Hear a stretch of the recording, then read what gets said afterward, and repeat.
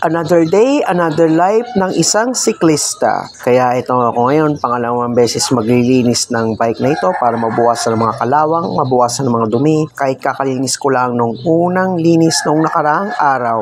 Itong pangalawang linis na gagawin ko ngayon ay ito yung bago ako mag-start sa pagpalit ng mga pyesa at magtanggal ng mga kalawang gamit yung rust remover. Habang naghihintay ako ng parcel ay linis-linis muna ako ng bike na ito. Kaya ito yung pangalawang linis para sure na pulido at maganda. Kaya ako napadalawang linis kasi nung unang linis kasi inabutan ako ng ambon at ulan kaya hindi halos matuyo-tuyo na maayos. Kaya sinabunan ko ulit ng paulit-ulit. Yan, ito yung pangalawang linis nga. Tapos mamaya babanlawan para sure na magandang tingnan kapag naayos ko yung bike. Pagkatapos kong linisin ang bike na to, banlawan at tsaka patayuin, ang susunod kong gagawin ay magpapalit na ako ng pyesa at magtatanggal ng kalawang base doon sa mga parts na kung saan may kalawang at yun na lang gagawin ko pag-replace at magmumukhang bago na ulit ang bike na ito. Nakakapagod man ang maghapong gawain dito sa mountain bike pero sa huli worth it talaga. Kaya pag naayos na tong bike na ito at nagawa ko na talaga ng maayos, like mukha na ulit bago, maaari ko na tong gamitin to sa joyride,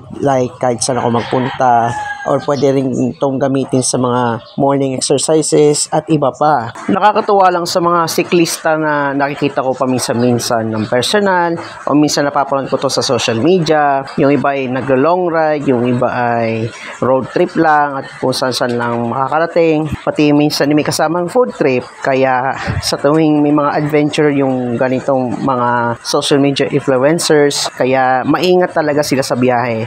And of course, uso rin dito ang bike lane. Tapos kapag ipapark nyo to doon sa SM or any kind of malls, may mga nakadisplay doon na parking lot for bicycles and other things. Meron din tools doon ngayon. Para sa ating mga siklista, dapat maalaga tayo sa gamit. Either lagi natin ginagamit or nakastock lang sa bahay para hindi mamuha mga kalawang at kung ano-ano pa. Kaya para manatiling maayos at maganda ang kinalabasan kapag malinis.